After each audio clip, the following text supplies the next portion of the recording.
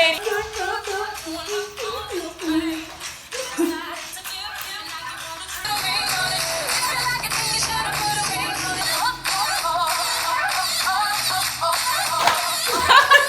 nañ doon nag bu ñu nee dem sànni xeer mën na leen am ngeen samay ñaan.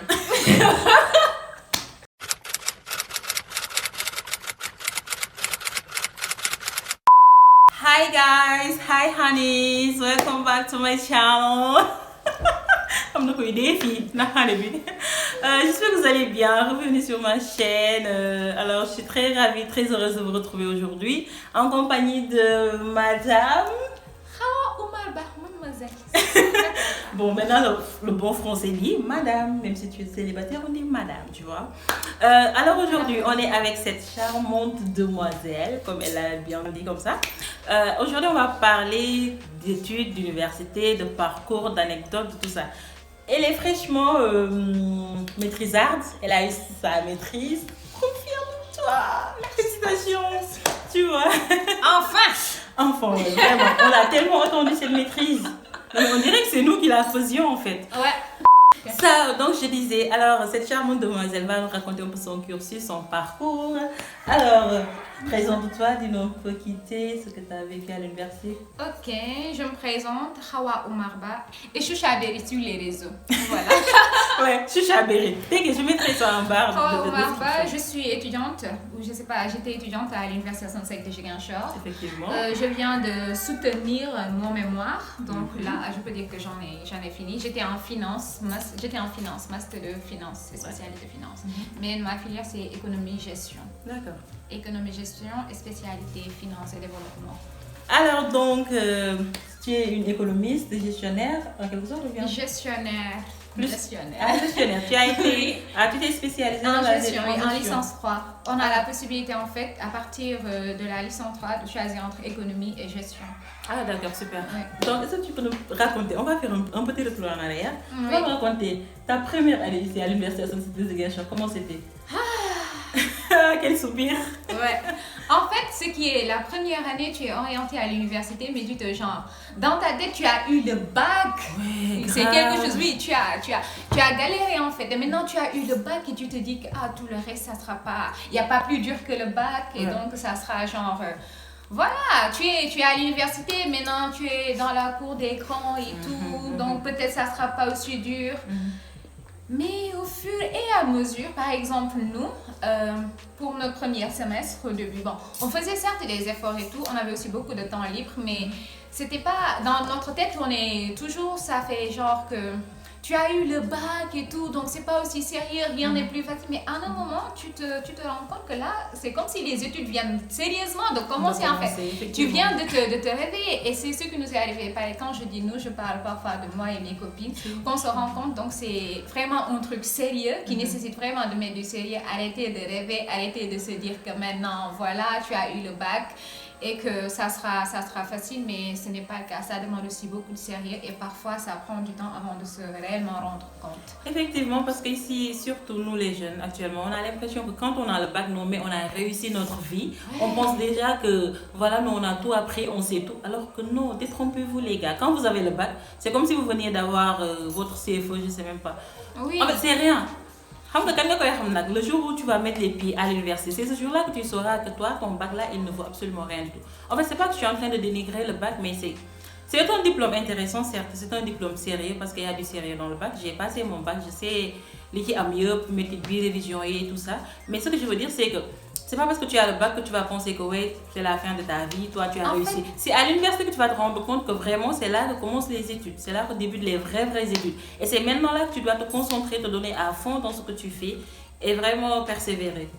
En fait, je pense que je peux dire que le bac c'est un peu l'examen star. Donc du coup, quand tu l'as, en fait, tout le monde est intéressé, tout le monde fait attention à toi. Il y a la pression, il y a tout. Et je pense que c'est ce qui fait qu'à un moment, dès que tu réussis, tu te dis que voilà, donc tu as réussi ta vie. C'est vrai.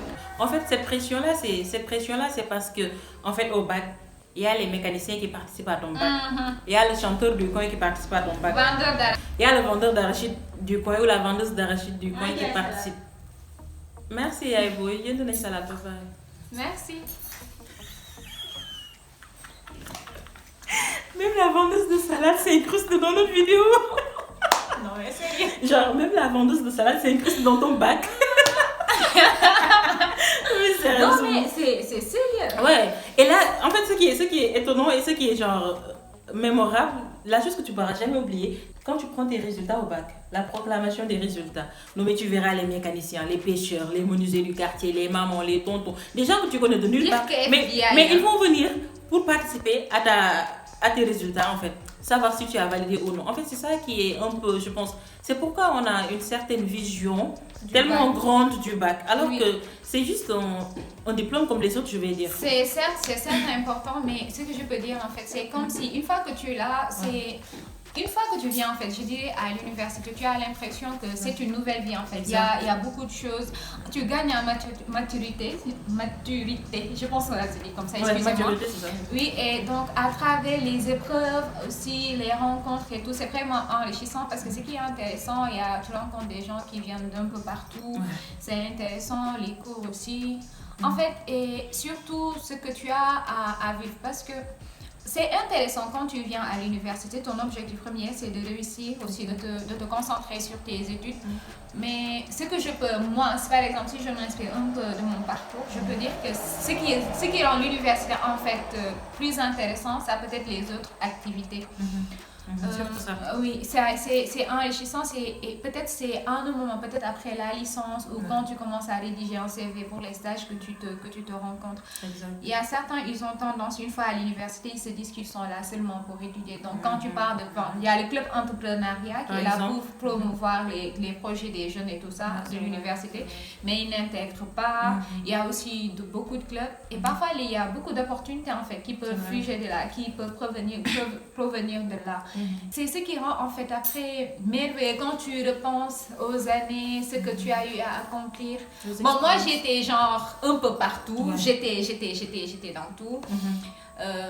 J'ai été dans le club ciné. Ouais. D'ailleurs, elle était la présidente, notre charmante présidente. Pour moi, tu es toujours notre présidente. Fondatrice du club, en fait, du club ciné.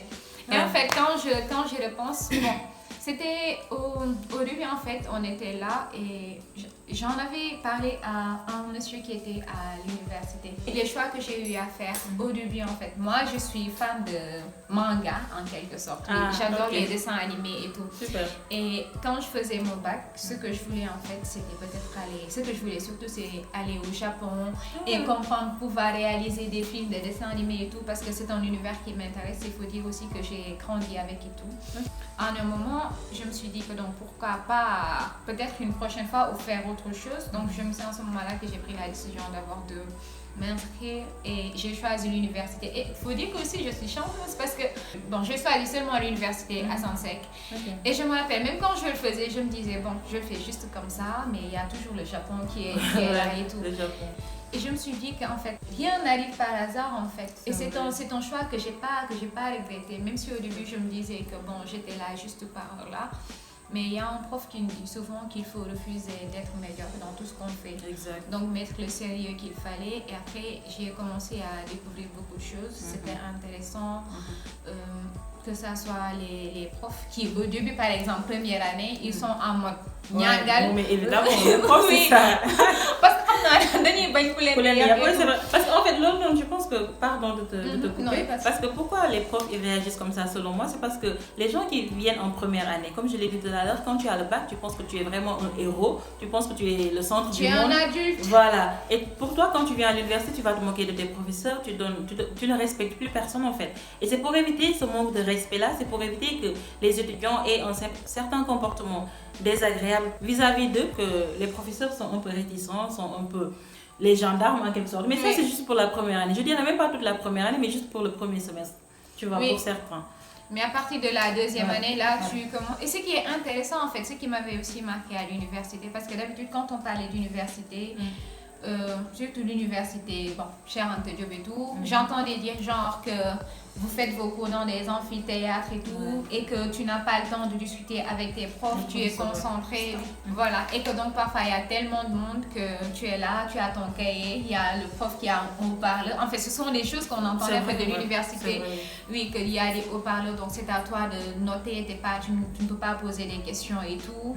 Voilà, mais quand nous, la chance qu'on a eue à l'université ici, à Stantec de Ziguinchor, c'est que c'était un peu comme le lycée en fait, ça s'est passé dans des salles de classe et les profs aussi sont très disponibles aussi, ça faut le dire. Et je me rappelle une fois que le prof quand il dictait, je lui ai demandé je lui ai dit ah mais monsieur vous êtes trop rapide.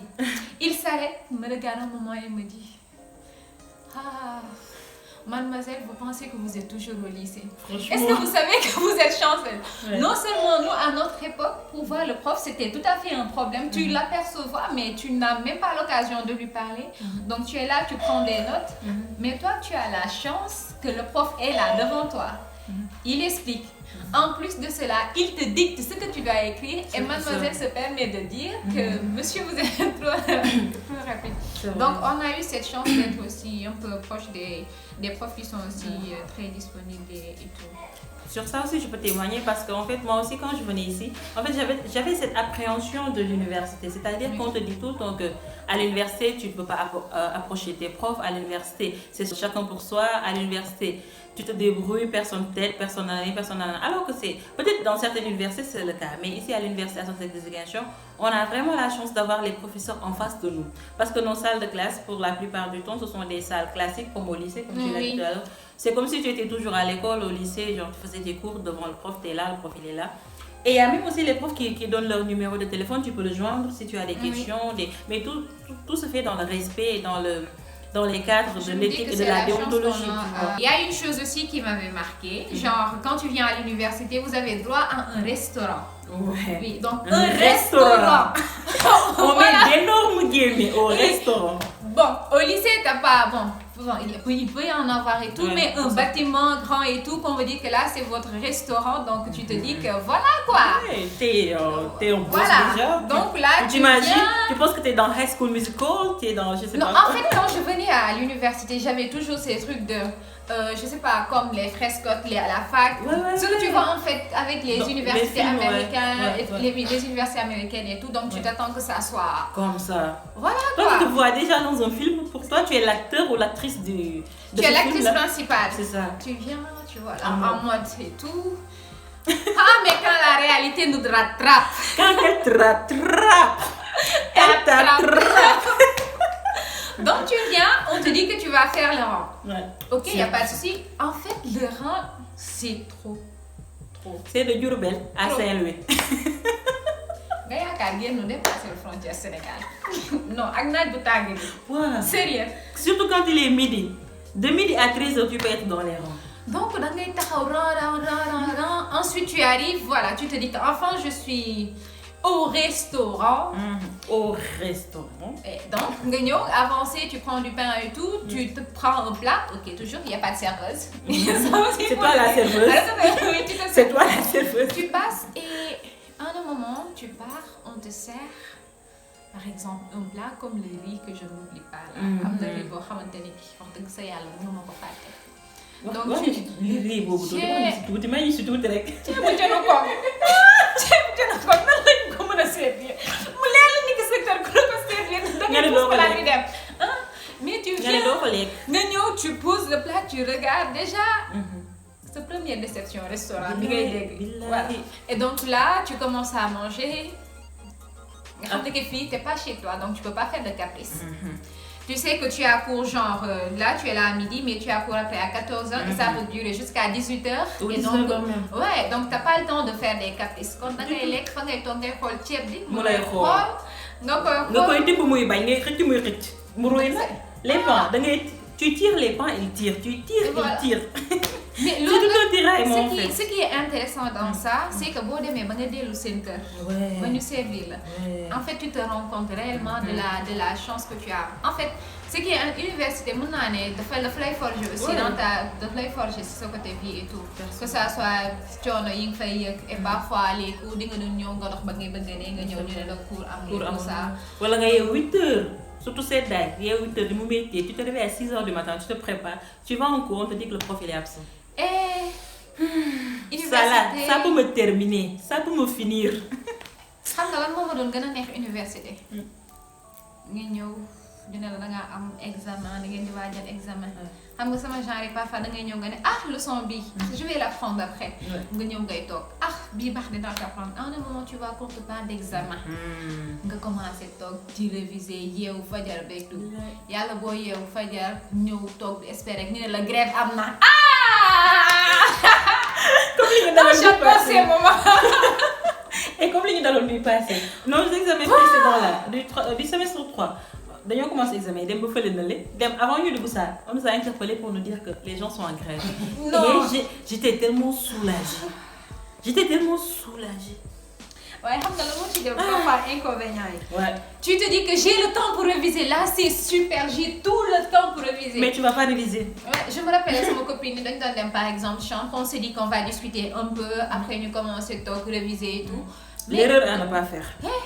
da ngeen di ñëw de ngeen teg bon après ngeen ne añ bi ndeysaan ngeen jënd seen quelques spaghettis seen nen et tout ça la bricoler seen plat. à l'étudiant rek nga ñëw toog lekk tout ça là ngeen commencé nag prof yi fii góor yi fii wax jëw nit ñi jëw pendant 4 heures de temps. nga ne de toute façon demain il faut qu'on fixe une heure bu ñuy rencontrer pour qu'on puisse faire nos révisions ensemble. Mais gis nga grève bi en fait tu as tellement de temps que tu te rends compte que avoir trop de temps parfois aussi ça peut être négatif. Non, ça tue le temps. Non, je te jure. Donc tu es là, tu traînes ba un moment nag yàlla booy toog di ne sama genre inde 3 waaw 48 heures la ñuy wax wala ñaata il est mix. Voilà, c'est ça. Tu te dis ok donc c'est bon.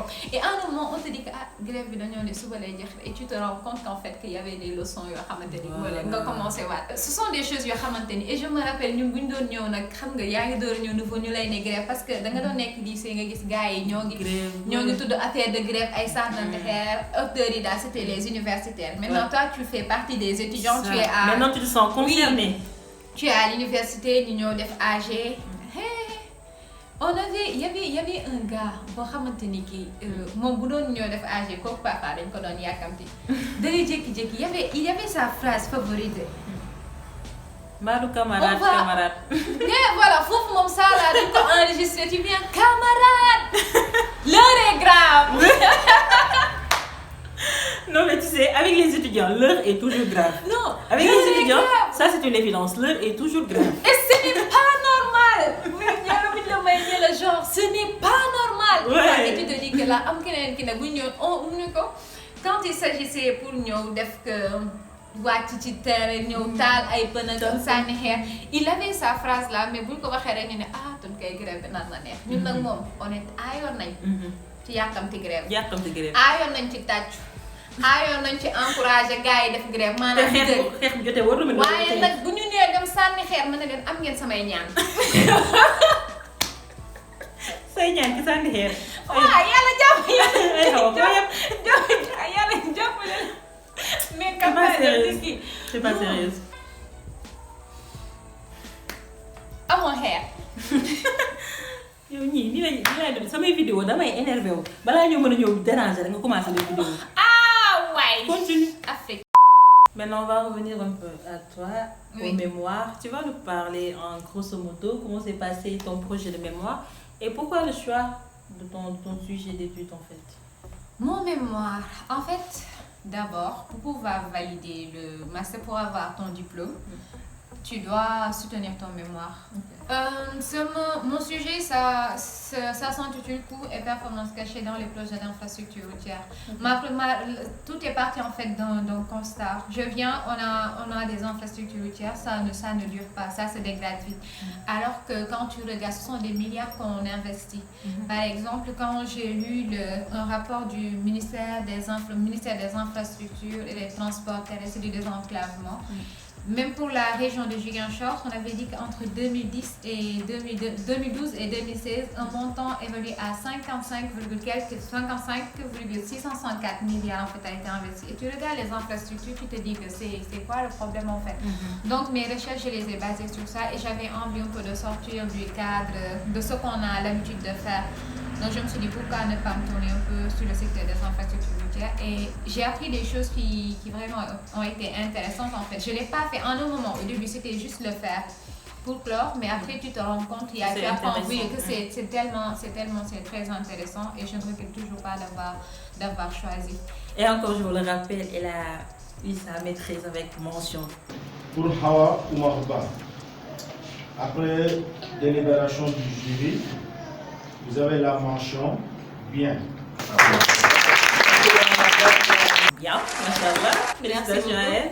Alors bon, pour pas trop s'éterniser, on va clore ici la vidéo. On va l'inviter une prochaine fois dans une nouvelle vidéo. Ça sera avec plaisir. Voilà, vous allez choisir le thème sur lequel vous voulez que nous débattons. Après, on va le faire, Inch'Allah, n'est-ce pas? Ouais. Voilà. Donc, c'était tout pour aujourd'hui dans cette vidéo. Elle nous a un peu partagé son expérience. Si vous aussi, vous êtes à l'université ou vous devez venir à l'université, tâchez de faire attention et de tenir en compte ce qu'on vous a dit en fait. Ça va vraiment vous servir. Et donner le meilleur de vous à chaque moment. Voilà, donnez le meilleur de vous et tout ira bien, Inch'Allah. Voilà, donc c'était tout pour aujourd'hui. Merci Aïdia. Merci à toi d'être passé sur ma chaîne, ça m'a fait trop plaisir de te recevoir. Likez, commentez, surtout partagez. Merci beaucoup. Bye.